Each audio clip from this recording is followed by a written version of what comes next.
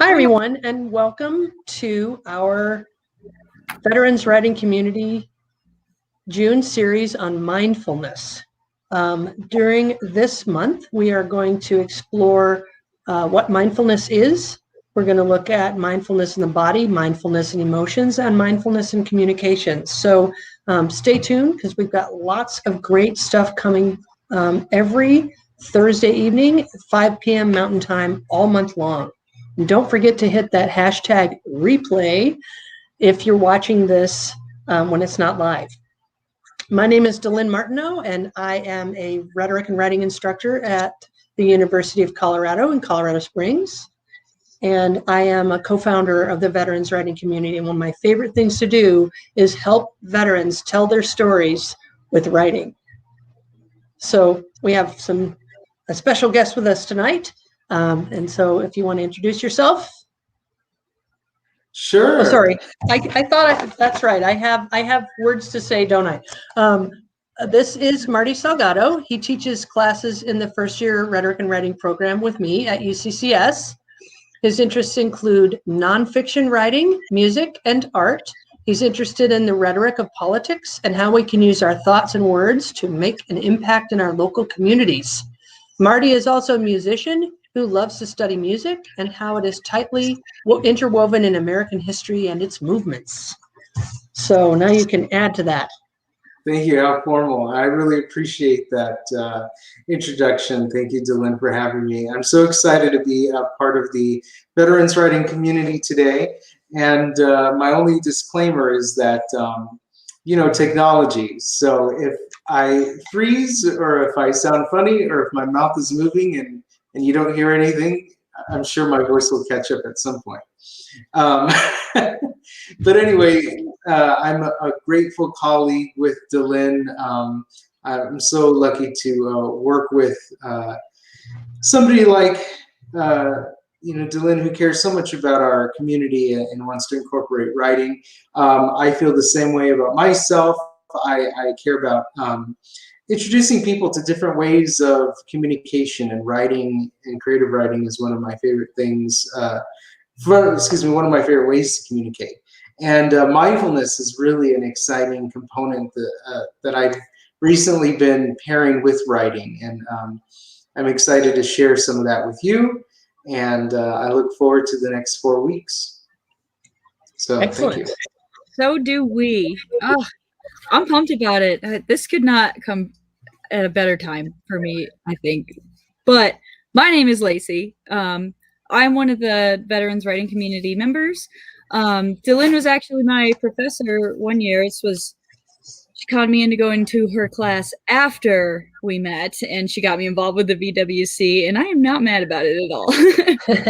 Just kind of kidnapped me, and here I am today. But I'm going to get a couple of housekeeping things and some expectations out of the way before we move on.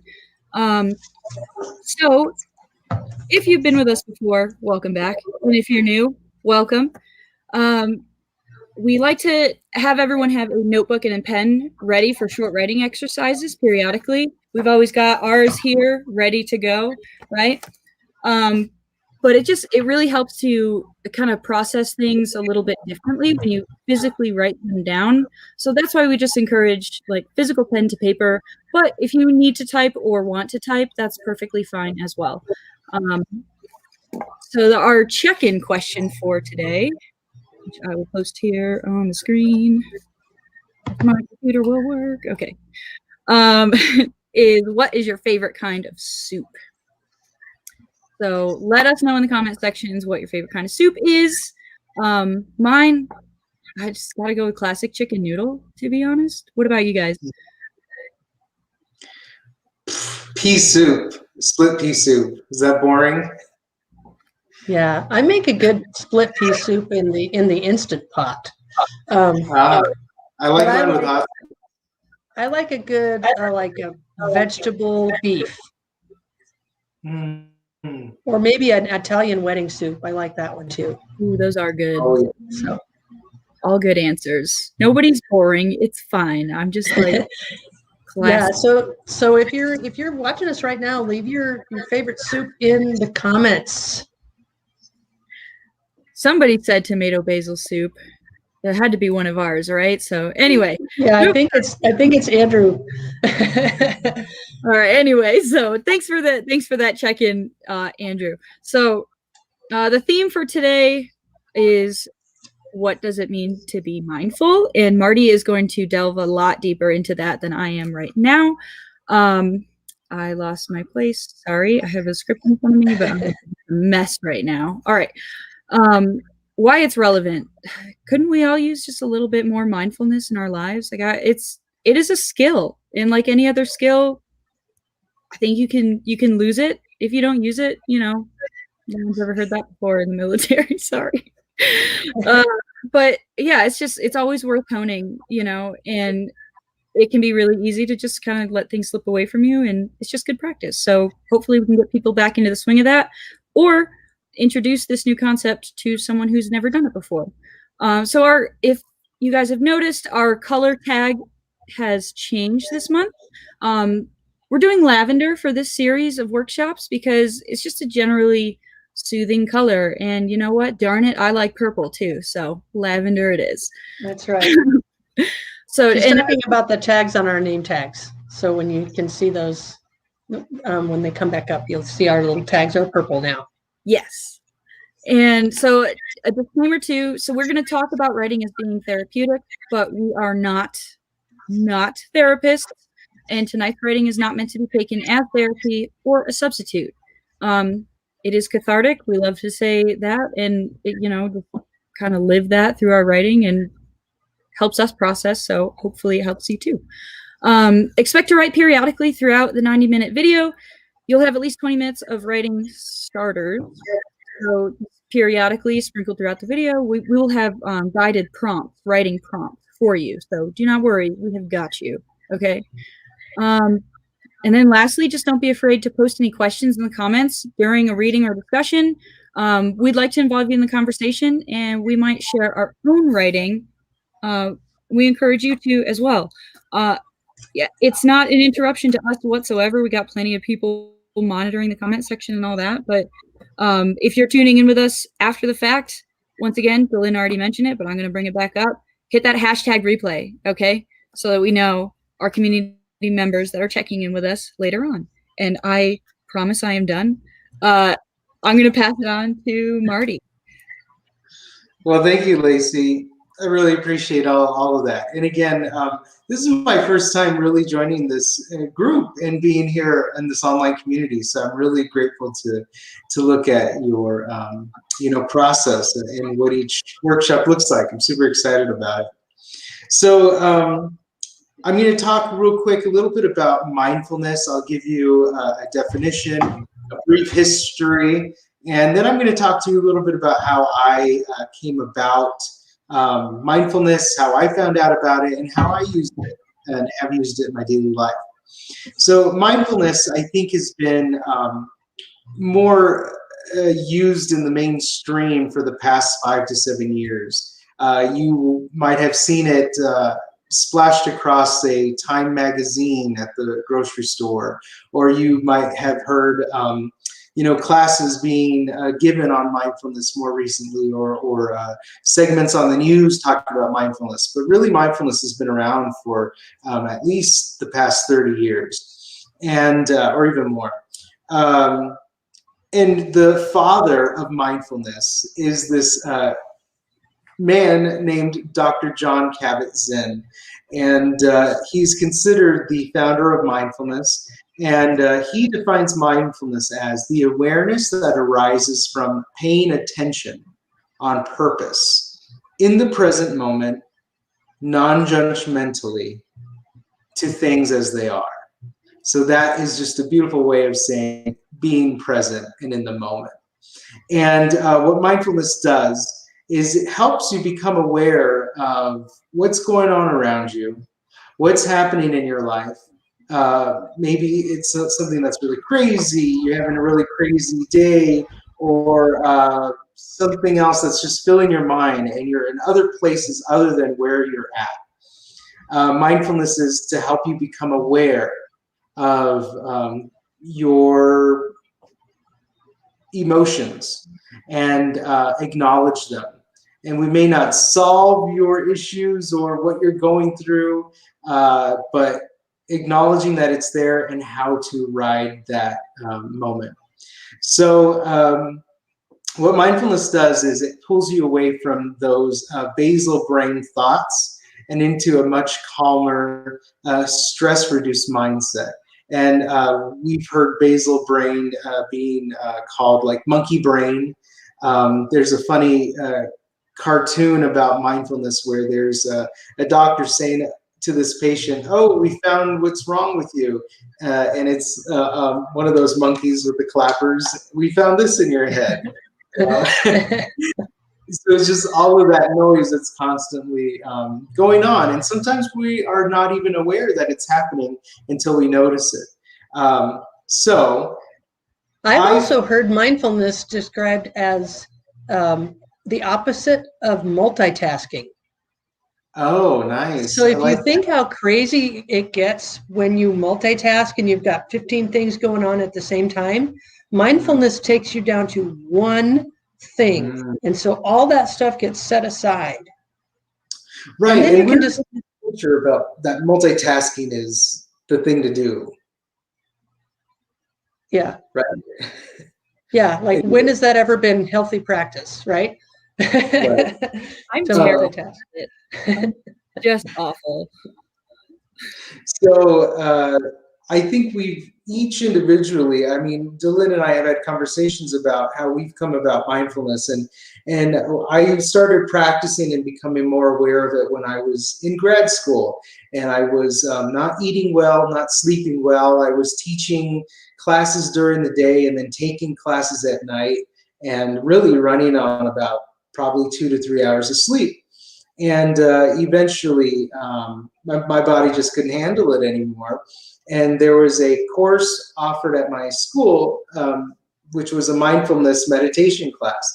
And it said, it checked all the boxes for me. Are you feeling stressed? Are you tired? Are you, not really focused? Are you all of these things? And I kept saying, yes, yes, yes, yes, yes.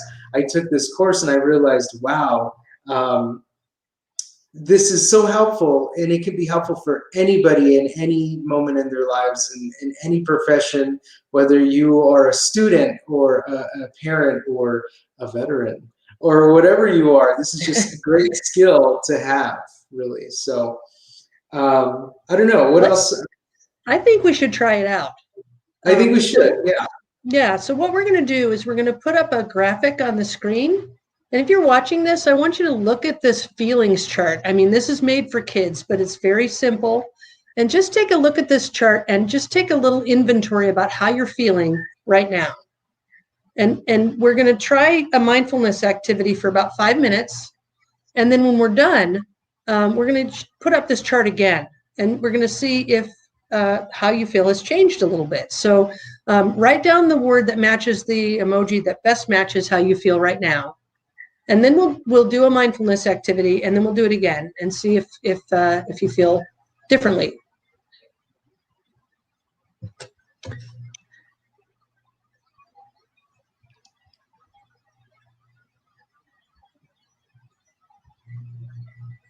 I'm going to go ahead and say mine's embarrassed.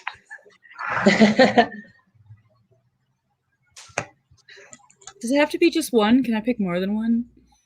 Oh, yeah. Sure. Yeah, I mean, rarely can we really limit it to one, right?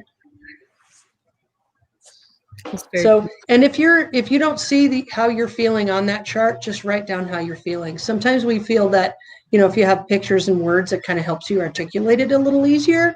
But if you don't see how you feel on that chart, just write down how you're feeling. And remember, nobody has to see it. Nobody is going to ask you to turn this in for homework. We have 2 university instructors here, but nobody's going to correct your writing. You don't have to worry about any of that. So just this is just for you.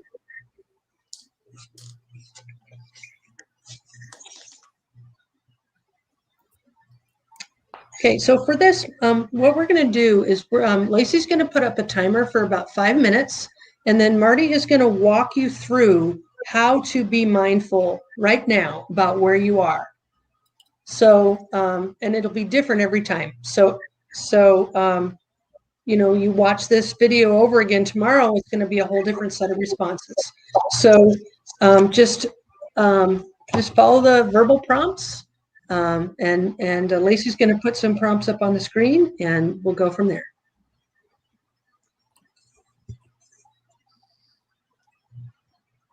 I'm working on it, guys. Sorry.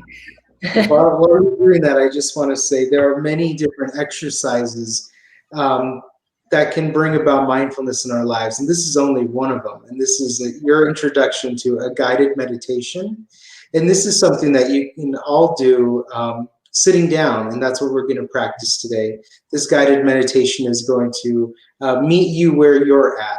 So wherever you're at, if you're sitting down or laying down on the couch or sitting at a kitchen chair, that would be just fine. Or even if you're feeling like laying down while this is playing, that works just fine too. So whenever we're ready, I'll go ahead and start. Yeah, and there's no religious connotations. There's no dogma attached to any of this. It's just mindfulness with a little bit of meditation. So, right. Really what it is just becoming aware of yourself and your breath and pulling you into the current moment. Reminding yourself that you're sitting right there in that chair. All right, I'm ready. Let's do it. I'm ready too. All right. So if you could all sit on a chair wherever you're at. If you're sitting on the chair, you can place your feet on the floor. You can just place your hands in your lap or let them hang on your side. Whatever your body does, let it feel natural. Wherever your arms and legs lay, just let it be comfortable for you. Become aware of your breath. I'd like you to breathe in through your nose for 4 counts. Then a long breath through your mouth for 2 counts. Close your eyes if you haven't already. And begin to focus on the different aspects of your body. We're going to start with the pads of your feet. As they're sitting on the floor, think about what your feet feels like against the floor. Are your feet cold? Are they warm? If you're wearing shoes, are your shoes too tight? Maybe your feet are wet or dry. Just become aware of those sensations. Take another 4-count breath in through your nose. And then a long breath out through your mouth. Feel your knees and legs relax. And bring your attention to your seat. Where you're sitting, is it warm or is it cool? What does your chair feel like? Is it soft or is it hard? Don't forget to breathe in for 4 counts and 2 long counts out.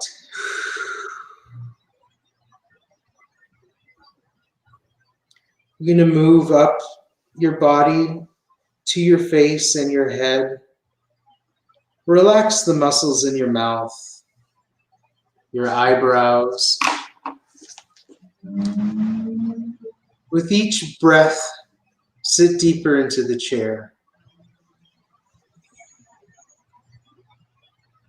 Relax your cheek muscles. Relax your shoulders. Feel yourself sinking into the chair.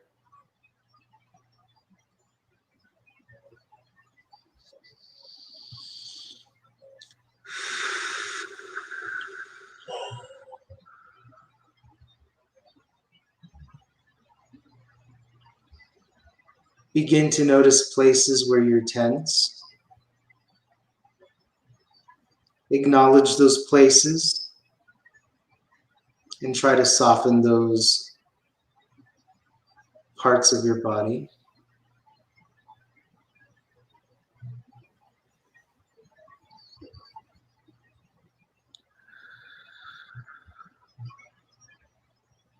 Sometimes our minds wander. Acknowledge that your mind has wandered and bring it back to your breath. In and out.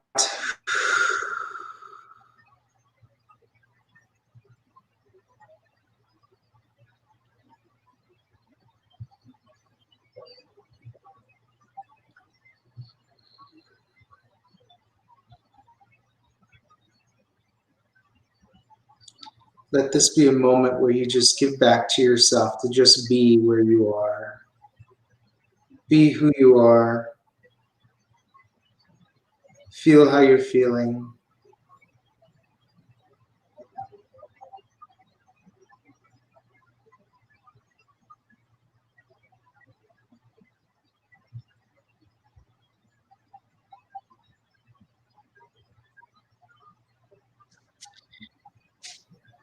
And slowly begin to open your eyes, move your feet, wiggle your legs, and begin to wake your body up from this moment of mindfulness, bodily awareness.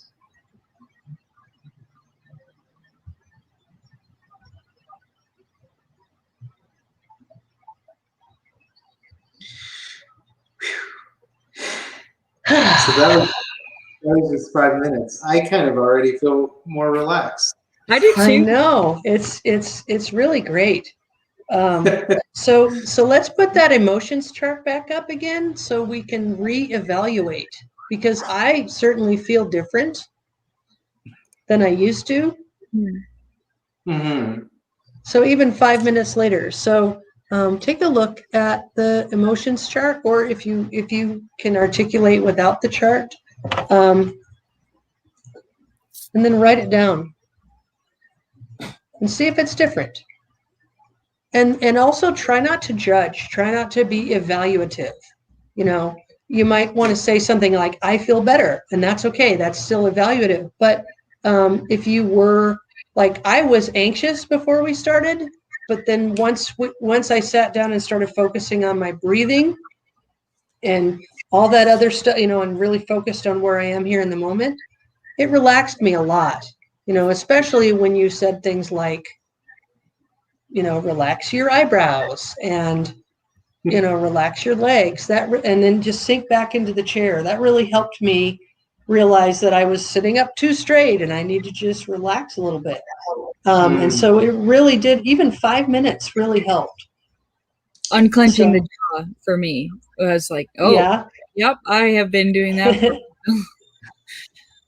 Oh, man. So Lacey, did yours change? I think so. In the beginning, I wrote overwhelmed, anxious, and then a little self-conscious. It always happens to me before we do a live session, and that's okay. Like, it's just my way of running through things. It's not like I've never done it before, but it always happens. We're not judging. Sorry. Anyway, afterwards, I wrote less tense. I don't know if that's an emotion, but that's I feel. So, well, that's good though. It's a feeling. A feeling, or sorry, wrong terminology. I wrote less tense, more calm, and a little grounded. So, awesome. Yeah. I think the best part about mindfulness is just thinking about those things that bother us without feeling their weight as much, you know? Mm-hmm. So like when you're done with that mindfulness session, even if it's 5 minutes, you know, if you think about the stuff that's happening to you and the things that are bothering you as clouds in the sky, and they just float on by, you know, there they go, and you can just watch them kind of remotely, and you get to decide how much that stuff bothers you. And mindfulness really, if you bring yourself fully into that moment, even for 5 minutes, then you take the weight of those burdens off of you. And then you can decide after that 5 minutes is over, or that 10 minutes is over, or however long your meditation is, you can decide what you want to take back on and how much it weighs. It can just be clouds in the sky, and you can just say, oh, well, I feel anxious. That's interesting. But you don't have to like really own it. You know, you can just say, well, yeah, I guess I don't feel as good as I normally do. And that's okay. And I think really that's what mindfulness does for me, is it really helps me be a lot less judgy on myself. It's being kind. Yeah, absolutely. Acknowledging what you're feeling and what you're going through, and not letting it, completely be who you are. It's just a part of you, and you can let it be as much a part of you as you'd like. Right. Like that. I'm so nervous that there's a delay. Are we all just silent? I can't tell. No, it's just interesting to process it. I also wrote down that I think it really helps me with situational awareness too, like being mindful of what I'm seeing, what I'm taking in visually, and what I'm hearing, and what I'm smelling and feeling, and just being aware of, I'm in a new environment, and so how does that affect it? It's kind of interesting. I have a comment on this. I'm glad you brought this up because it's been on my mind for the past year, and I consider myself like a nonfiction writer. I like to write about what's going on in my life, my friends, my family, and the world around me. And when I was younger, I would say younger being like up until like college or high school, I was able to really vividly remember moments in my life, the smells, what people were wearing, where they were. And somewhere down along the line, I started becoming less aware of my surroundings. And it's really shown in my writing when I try to recall a memory or recall a scene. It's not as clear as it used to be. And when I practice mindfulness, I realize that's me bringing me back to those moments where I can be in a room and really take in what's going on and not just be there, but really be there. And then I think that's where those sights and sounds and smells come back in, and it really has affected my writing. So anyway, I don't know if that makes sense. And that's good to know. And I don't know if you guys do this, but I have all my life, if I ever go somewhere really interesting, that's not home, I will actually, and I've done this all my life, even as a kid, even on family road trips, I would realize that, hey, this is way different than my normal environment. So I really want to make a memory. And that's what I used to call it, making a memory. And so I would stop and I would personally inventory, like standing on Dana Point and looking out at the ocean and smelling the fish and seeing my brother standing there and having, just, and that really cemented that moment. That was the idea, that later on I would have all these vivid details to recall that memory. And I didn't even realize I was practicing mindfulness. Right. So you're probably already doing it, even though you don't realize that's what you're doing. Right. If you stop and take it in and say, I really want to remember this moment, like somebody's wedding or something, it every time you really stop and intentionally think about, wow, I may never be here again, and you think about that, that's being mindful. So I also like that mindfulness helps you take time to focus on not focusing. You know how sometimes we get kind of hyper obsessed about stuff that bothers us? Mindfulness pulls you out of that and puts you into a really nice little, I'm focusing just on my toes right now. I'm focusing just on my knees. I'm focusing just on my nose, or the tip of my tongue, or whatever it is that you're focusing on. And if you're focusing on that, you're not focusing on the stuff that's bugging you. So it really does help. Even like the little things that I'm doing, like I said, clenching my jaw. I have headaches. I get them a lot, and I'm pretty sure that they're like stress related most of the time. but it's hard to pin something down. But like sometimes little things that I just don't even notice that I'm doing. I think clenching my jaw gives me a headache, but I do it when I'm stressed, and I don't focus on that, so I don't stop doing it. But calling attention to those things that you're not paying attention to. Yeah, it's like relax your eyebrows. Oh, I didn't realize they weren't relaxed, you know? Yeah. Yeah. And Exactly. I find myself doing that when I'm driving. And Delin and I spoke about this the other day too.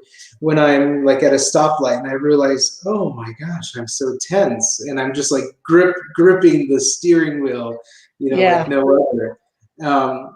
And those are moments where, of course, we're going to be anxious because it's a highway or it's a freeway, and big pieces of metal are flying at us, and we don't know where they're going to go.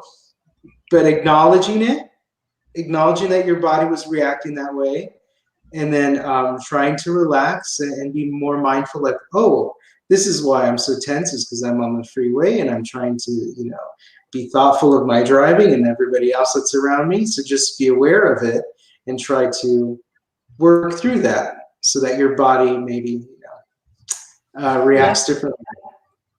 It also works when you're trying to get to sleep too. I mean, if you're the type of person that really has a hard time dropping off because you've got so much on your mind, your head is just spinning with all the activity in there, mindfulness can help you sleep. It can also help you get back to sleep if you wake up in the middle of the night. So if you're laying there, you know, find yourself a comfortable position. You don't have to be on your back, but just start from the top of your head and just pay attention to how the crown of your head feels. Work your way down. Tell yourself to relax your head, your forehead, your cheeks, your jaw, your shoulders, and then just very slowly work your way down to how does my back feel against the mattress? How do my toes feel? You know, that kind of thing. If you work your way really slowly all the way down your body, by the time you get to your toes, you're usually asleep because you're focused so much on stuff that isn't all these distractions that, you know, and if you need to, you can start back at your toes and work your way back up to the crown of your head again. Very rarely have I started that going down and then coming back up again, and have I made it to the end. Because I usually fall right to sleep because you just relax different parts of your body, and it really helps. But like it's like building a muscle. The more you do it, the stronger your focus is going to be. I've noticed that I've been practicing it really strong, focus and read for long periods of time, and I feel like I can't do that now as an adult. But mindfulness has kind of brought me to that, you know, that training of that focus, just one thing. So like exercising, it gets easier every time you do it because you build that muscle. Right. And our mind is a very strong muscle. So it takes, you know, some time to tame it. Absolutely. It does. Yeah. There's so much we don't know about the human brain. It always blows my mind. Like we just figure out new things all the time, you know? Right. Because you can like reroute neural pathways, and it physically actually changes the way that your mind works. It's really cool. It really does. So I think we need to write about this. I do too. I think we need a writing sprint. So if you've been with us before, you know what writing sprints are. But if you haven't joined us before, what we do with these is it's a writing sprint, which means that Lacey's going to set a timer for 10 minutes. We're going to put a couple prompts in the comments and up on the screen, or maybe it's just in the comments and not on the screen. But what we want you to do is just put pen or pencil to paper and keep that instrument moving the entire 10 minutes.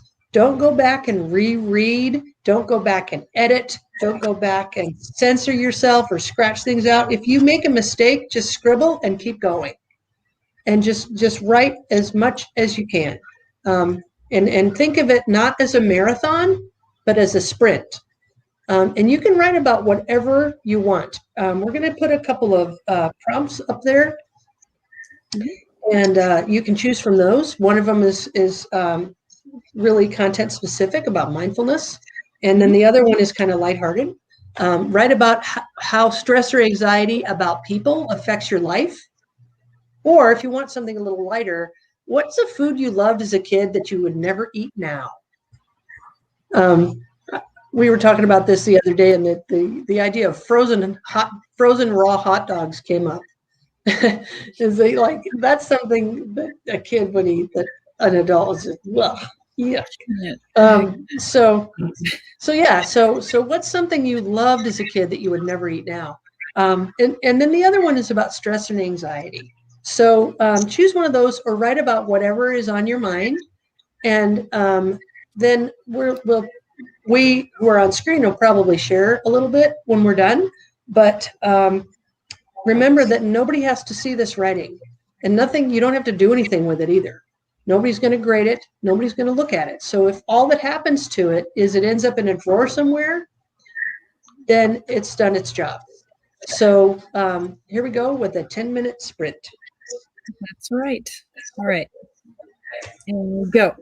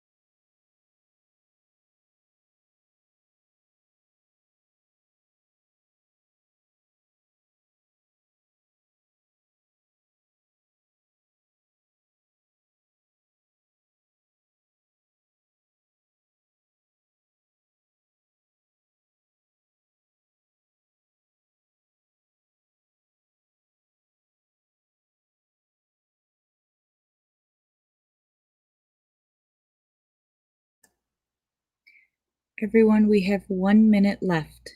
1 minute left.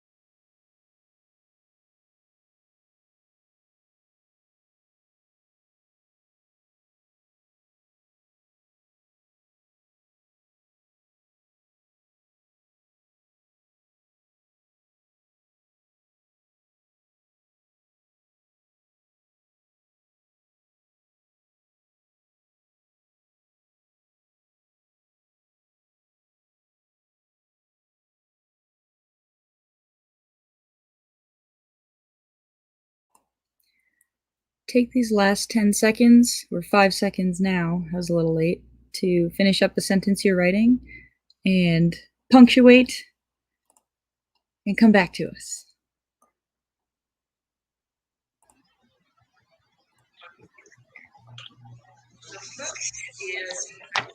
So I wanted to kind of do a little, I mean, I'm not going to say everybody's going to share a little of what they wrote, but I want to share a little of what I wrote. One of the things I wanted to do is kind of define what gives me stress. And I have a lot going on in my personal life, but one of the things I think, and I think Marty will agree with me on this, that causes a lot of stress is during the school year when we have a lot of grading to do. We just finished the semester, and in the beginning of May, I think both of us were looking at well over 100 items that needed to be done in at least in under a week. And so that puts a lot of stress on us as educators because our students deserve timely feedback, but they also deserve quality feedback. So making sure that we take time for ourselves as well as time for our students is really hard to manage sometimes. And then also, I feel like this, and this is something Lacey and I have talked about too. Sometimes our families put pressure on us to fulfill certain roles within that family. Like they want you to be, they want you to do certain things. And I think Marty and I have also talked about this in a different way. But, they may want you to be a caretaker. They may want you to relay messages. They may want you to communicate with other people in your family. And those, for me, those are stressors. And I don't know about you guys, but your family can put certain pressure on you to fulfill obligations or roles that they think that you should be filling. And that can put a lot of stress on you, especially if they feel like they can't do good communication with other family members themselves and they rely on you to do that. Sometimes that can put you, in kind of a bad space. So what do you guys think? What does your work or life stress look like? Well, I actually had if it's okay, Marty, sorry. I had a comment to add on to your stuff about family too. Sometimes I feel like I also sort of put myself in that position or offer that role to friends or family, and that puts a lot more stress on me, and I have a hard time saying no. So that's an issue that I've run into, Delynn, that I have run into plenty of times. Well, I feel the same way, Yeah. If I can help, I want to help. Yeah. And when I'm not helping, I'm thinking of ways to help, so Exactly. and that can put a lot of stress on me. We put a lot of stress on ourselves. But the writing prompt, we put this one specifically there for a reason. How does stress or anxiety about people affect your life? And so we're going to do kind of a themed thing. It's going to be stress or anxiety about something every week this month. And so we're going to focus this time specifically about people. So did anybody write about stress and anxiety about people? I kind of did. I always direct this stuff kind of back at myself more often, but it's typically not entirely caused by other people, but the blame is definitely shared. It's a lot of me and a little bit of other people. But so I call my inner voice like my inner bully sometimes, and I have a bad habit of negative self-talk, and I just every single word that has come out of my mouth in every sentence so far has been just something negative about me. See, I'm doing it right now. But but I think a lot of people can kind of relate to that, and I think it's really important to be able to reflect on yourself and reflect on the way you think about thinking or the way that you act towards other people. But it can get to a point where it's putting too much on yourself too. And then when you have people in your life who kind of give you that confirmation or that validation, sorry, my dog's running around, a validation of the negative things that you've been telling yourself, it can be very detrimental. And that is very much like anxiety boosting for me. Oh, she's muted. I'm muted. Oh, can you hear me? I can hear you. Okay, cool. But yeah, that's kind of where I'm at. And I'm the last thing I really wanted to bring this up because I need to give a shout out to my partner Benjamin, because I have been carrying with me again this little journal that he wrote for me. It is a little leather journal. No, he didn't make it, but sometimes we do leather work. Anyway, he wrote me this journal that every single time it's for emergencies only, every single time that I am feeling like I'm ganging up on myself, I take it out, and there are nice things written on every single page, like things he appreciates about me, things that he's heard other people say about me. I've stuck a couple of things in there from like feedback that I've gotten from other leaders in my past roles in there. And I have never read the whole thing. I'm very proud to say that. But it is like an emergency backup thing for me, but I carry it in my bag a lot of the time. So that's wonderful. He's awesome. Yeah, that's great. Because I think sometimes, especially if we suffer from imposter syndrome, we always question who we are and where we fit. And I think the pandemic has kind of exacerbated this in a lot of us because we've been so isolated from people. So finding where we fit around other people has been kind of hard, because we can do things like this, but then when the power button goes off, you're sitting in a room by yourself, and so that is, it's been hard to get used to that. And so I think that's sort of made that critical introspection, where you're really hard on yourself and you're really taking an inventory of your faults. I think it's kind of magnified that. Oh, that is a great way of putting that. And there's nobody there to say, hey, no, you still work here. You're still a valuable part of the team. You're still, part of this community. You're still, I still love you. It's really hard to deal with that. So that was one of the talking points that I wanted to make sure to bring up, that cabin fever is real, and the pandemic's isolation has really affected a lot of people, and we're only just now finding out how much of an effect that has had on us.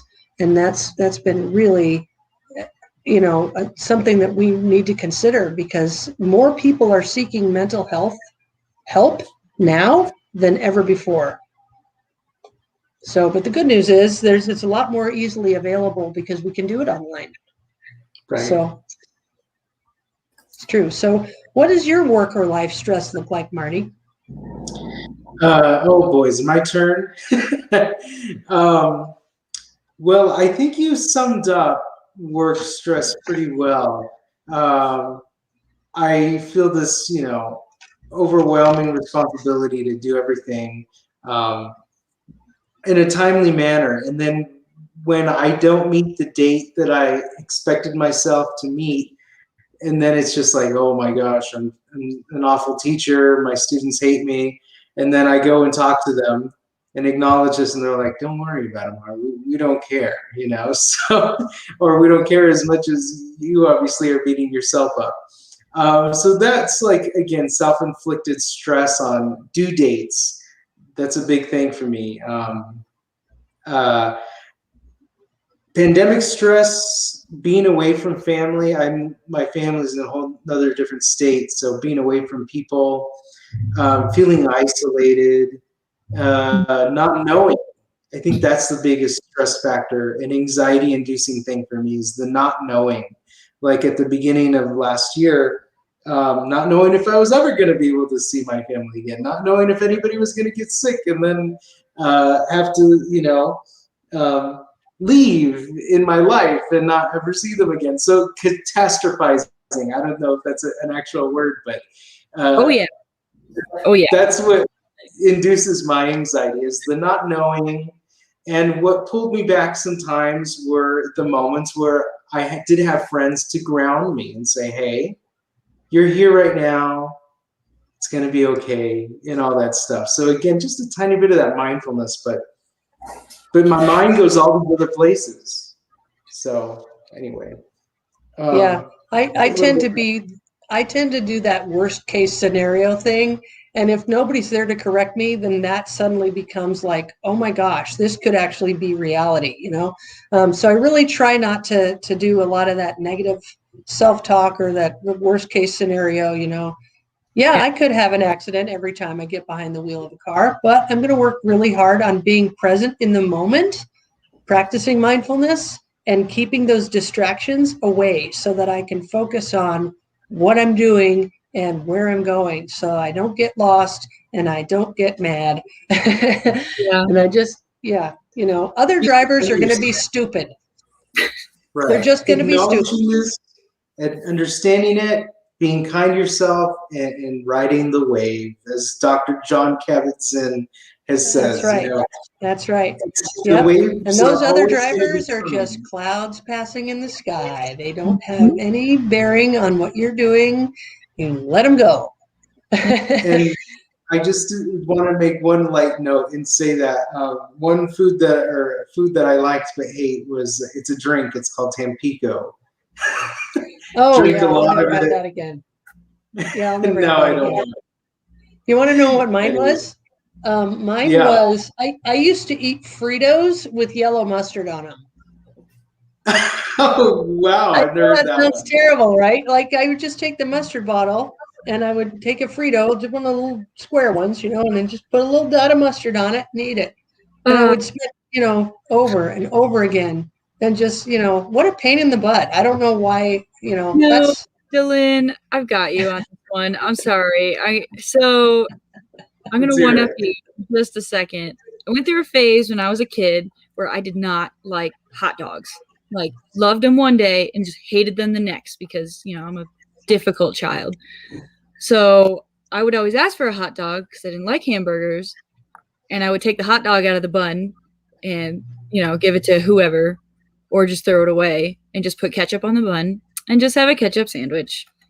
That is my childhood food of choice. interesting.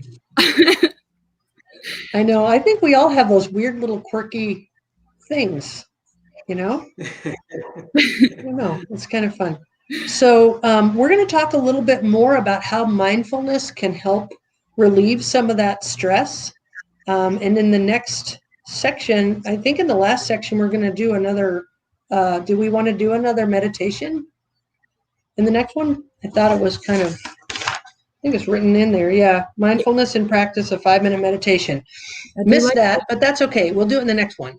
I think we should sprint again. Let's do it. I'm ready. Okay. So we have 2 brand new prompts. You can continue from the last one, or you can go with the next one. Lacey, you want to read them? Our prompts for this writing sprint are going to be, what are some ways you have learned to cope with stress, for our first choice?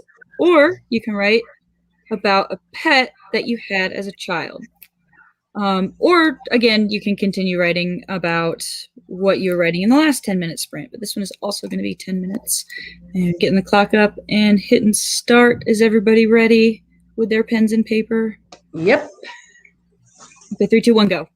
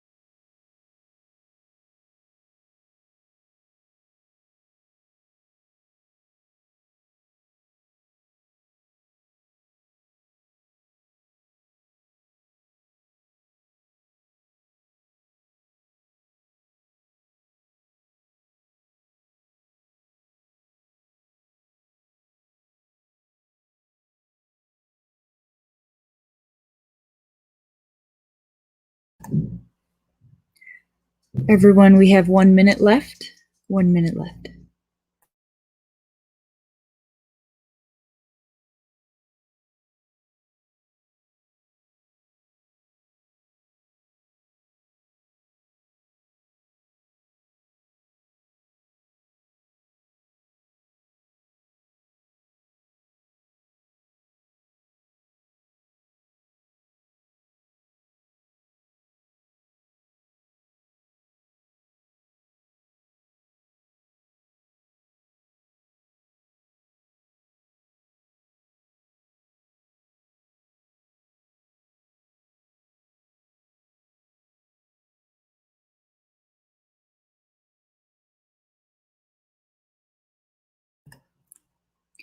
Everyone take the last 10 seconds to wrap up whatever you're working on, punctuate your sentences and all that, and we'll get back to our conversations.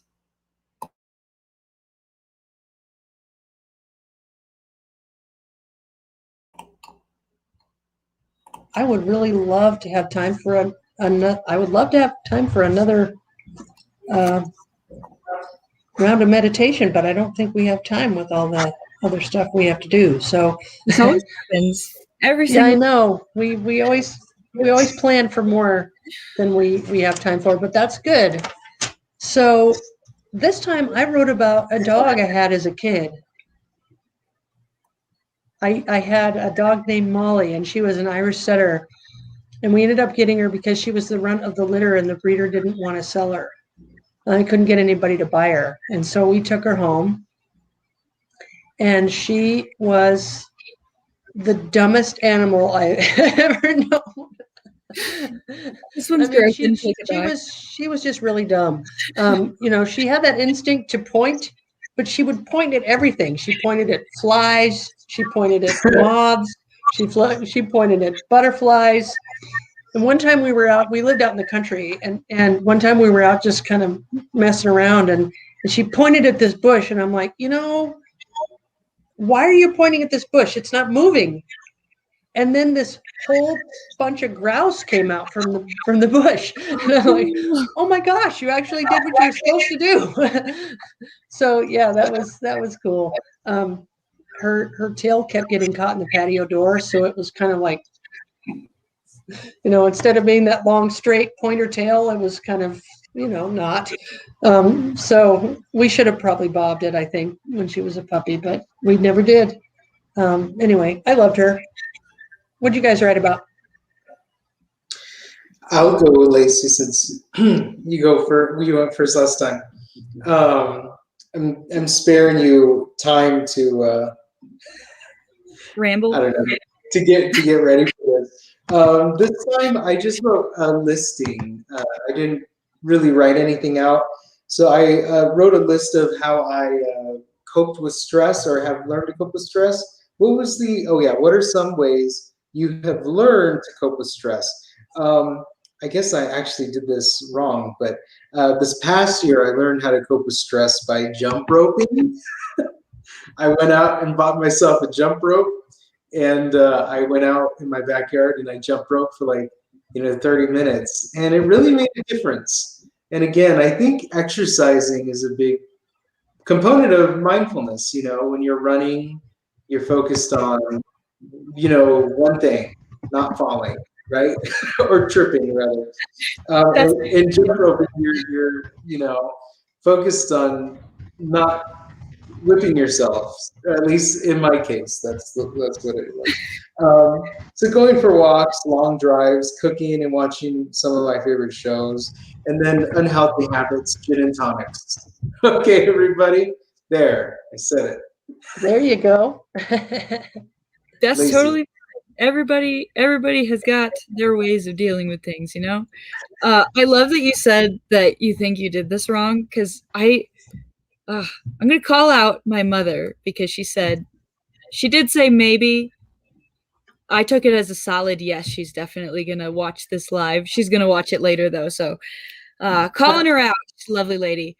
She keeps saying she's a bad writer, or she's not a writer, something along those lines, or she doesn't do it right, and there's not a right way to go about it, guys. There is just not. it's Right. whatever is right for you is the right way. You know what I mean? Like, That's I right. made a list, and I think that I also forgot what the heck I was writing about, because most of the time when we do writing sprints, I end up going on a tangent in my notebook anyway.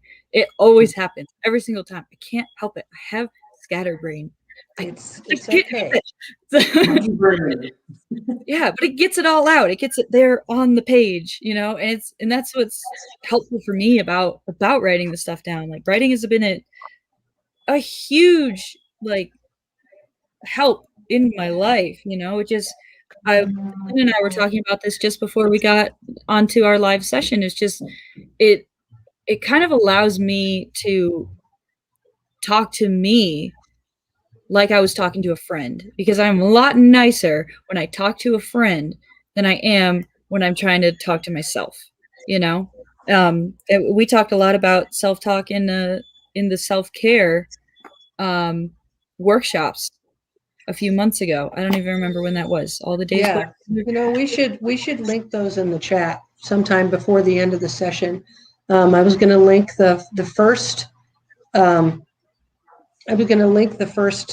session. So in February, we did a whole series on self-care, and we talked about, you know, healthy self-care versus unhealthy self-care. And we spent a lot of time talking about what, you know, that people always say, you know, practice self-care, but they don't tell you what that looks like. And so we spent a whole month of series doing that. And Lacey did a great job leading those. I mean, she really did an awesome, you know, it was very comprehensive. So if you're watching this and you're interested in those, they still exist. And you can just go to our Veterans Writing Community Facebook page and scroll down, and you can find that February series of mindfulness videos and watch them. And yeah, so I think mindfulness, as far as this series goes, is a really good form of self-care because it's very portable. You know, you can do it in the car. You can do it before, like if you have performance anxiety, when you know you're going to speak in front of people, you can just sit there and just for 5 minutes and get yourself. Yeah, on planes. You know, so it's and there's no, just like writing, there's no right or wrong way to do it. It's just, you know, as long as you're focusing on, you know, where you are and what is around you in the moment, and you're focusing on those things, you know, individually, then you're doing it right, you know. And the more you learn about mindfulness, the more you can be mindful about practicing it. So nobody's perfect on the first try too. Like, it just feels awkward. It's like positive self-talk in the mirror. I don't know if you've ever tried that, but like telling yourself in the mirror, you are not worthless, you know, like just start there. It's like baby steps, right? Like, I always think of that. Yeah, I always think of that there's an old Saturday Night Live skit, and weirdly enough, it's Al Franken, but he plays this guy named Stuart Smalley, who looks in the mirror and he says, "I'm good enough, I'm smart enough, and doggone it, people like me." And it was like, that's so cheesy, but you know, in some ways, if it really helps you, you know, get that self-affirmation that you need sometimes when you're really hurting. So yeah, absolutely. It's a good method. It feels weird at first, but with more practice, just like mindfulness, it might feel weird at first to just take 5 minutes. Or in my case specifically, because this is not the first time I've done this exercise, Marty. I love this exercise. I learned it as titled as grounding, right? And I learned it in therapy. And my initial reaction was, I don't have time to do that. I'm supposed to take a full 5 minutes out of my day. I already have so many things to do on my to-do list. I have to do this and this and this and this. I got to talk to this person about that. And like, just my brain's going a mile a minute. But that's why it's so important to just like take a breath, take a step back, and like do that for yourself so that you can get all your ducks in a row, you know? It helps. Yeah, start your day with it. See what that feels like. Yeah. It makes a difference. It makes your outlook completely different. It makes you deal a lot better. I feel it. I won't speak for everybody. It has made me feel with practice that I can deal with stress a lot more efficiently, Right. in my experience.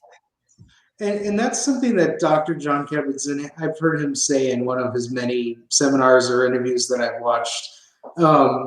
It's if you do take those 5 minutes, you're going to be able to get through the rest of your day not as stressed. Those 5 minutes are going to make everything else easier. You think you don't have time for it, but if you make time for it, like you just mentioned, it just changes your outlook. And breathing you do anywhere. You can take that anywhere with you. I love that you said that it's portable. I do like that too. It really is. I mean, hey, you can even take it in the bathroom. Anyway, just anyway, We're so going there.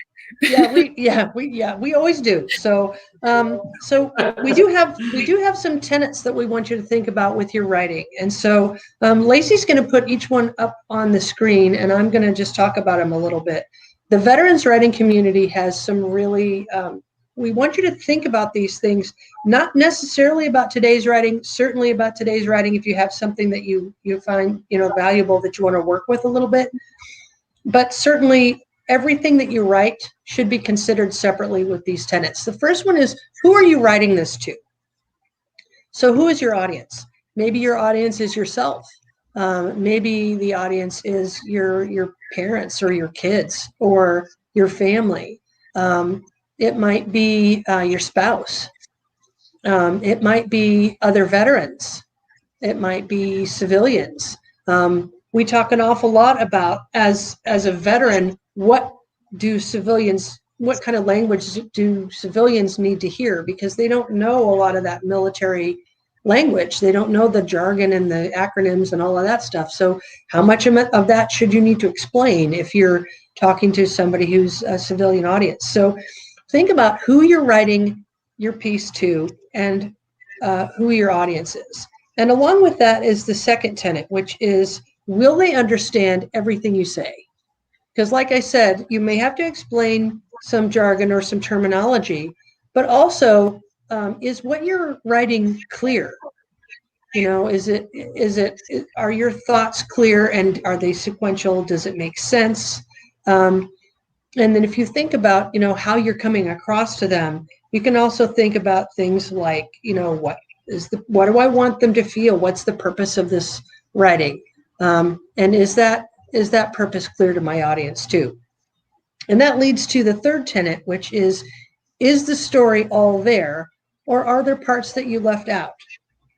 Now, sometimes we leave parts of our writing out intentionally because we want to build drama, or we want to, something may be too hard to write about, and so you just want to skip over that part and get on to the next thing. Or maybe it evokes too much of an emotional response to write about it. So just remember that if you write about something and you leave something out, you can always go back later, reread it, fill in the gaps if you feel like you want to. Sometimes waiting a few days or a few weeks can help you remember details or think about the continuity of your writing a little bit differently. And then you have some distance from it, so you have you have the choice of whether you go back and add those details or whether you continue to leave them out. Depends on what you want to do with it. And then the last one is, why are you writing specifically about this thing? Now, we gave you some prompts to write about, and some of them are lighthearted and some of them are a little more introspective. But no matter what you write about, something made you choose that thing. And what is that thing? So especially if you sit down to just journal on your own, why are you writing about this thing? Why is that in the forefront of your mind? And what that does is it makes you do what we call metacognition. It makes you think about how you think. And so if you can really kind of articulate, why are you writing about this specific thing? Why is it so important right now? That can bring that mindfulness into the scope of it, but it can also make you think about the importance. I mean, if there's something really weighing on your mind that needs your time and attention right now, then that may be something that you need to deal with in other ways besides writing. So that's just something to help. These tenets are help you kind of look at your writing a little bit more objectively, and really take an inventory of what this piece of writing is doing for you right now. We also want to do some acknowledgments too. Marty and I have done a lot of study. He's done, of course, much more than I have, but I want to acknowledge a book that he used for his mindfulness class that I've used to kind of help build these workshops. It's called a mindfulness-based stress reduction workbook by Bob Stahl and Alicia Goldstein. I also want to acknowledge a book by John Kabat-Zinn called Full Catastrophe Living, and that takes mindfulness and it breaks it down into 9 different components and talks about how they work interdependently. I also want to acknowledge a guy with some really great videos on YouTube. His name is Counselor Carl, and he runs a website called Serenity Online Therapy, and he does these great little 8-minute videos on how mindfulness can work in your life, how to access your inner child, how to deal with aggressive people, how to deal with codependency. I mean, he's got a very wide range of topics, and I mean, he's a recovering codependent.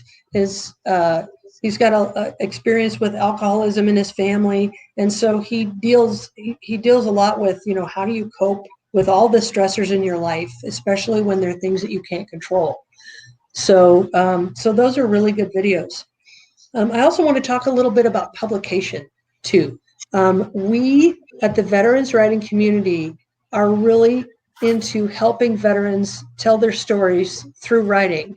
And if you have a piece of writing that you're interested in publishing, you are more than welcome to contact us. We have a publication called the After Action Review.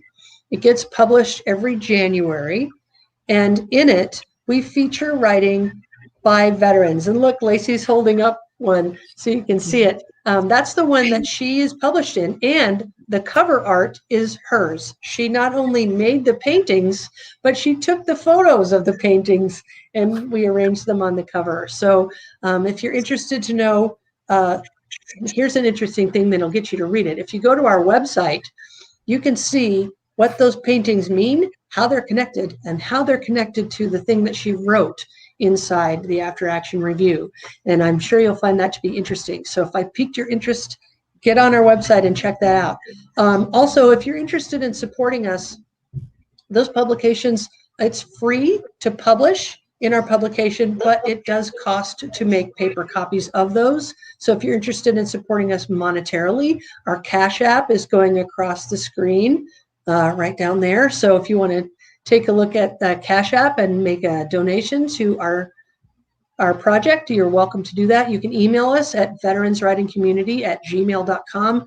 You can access us at Twitter at #WritingVeterans, or you can go to our website at veteranswritingcommunity.com. And as always, if you like this video, please press the thumbs up button and like and share. And also, if you watch this a little bit later, #replay. So if you want to share it with some friends, that would be awesome. We also have some afterward activities that we would like you to consider. In the next week, try going for a walk and try to practice mindfulness as you walk. Take each sense one at a time. What are you seeing? What are you hearing? What are you feeling? Is there a breeze? Is the sun on your face? You know, take notice of all the stimuli that are hitting you in the moment. Don't rush. It's not a race. Take your time and thoroughly observe the world around you. And then try to purposely tune into the moment and purposely set aside all those things that distract you. If they come, just notice them like clouds in the sky and let them float on by, but refocus on what you're experiencing in the moment. We also encourage a 20-minute sprint as a follow-up to this. So you have a couple different 10-minute chunks of writing, So we encourage you that while you have the time, sit down for 20 more minutes and kind of finish the thought, add some detail, go back and reread what you wrote, write it out, and then and fill in the gaps if you feel like you're ready to do that. And also, if you're interested in publication, email us, visit our website for follow-up, or arrange for a one-on-one work toward publication, because we're always open for that. And as always, it's free for veterans to do that. So thank you for joining us tonight. Thanks, Marty, for being here. Thanks, Lacey, for doing all the technical stuff and putting everything up on the screen. And thank you, everyone, for participating tonight. It was really a lot of fun. And we'll see you next week, same time, same place, for mindfulness and the body. Yeah. All right. Thanks, everybody.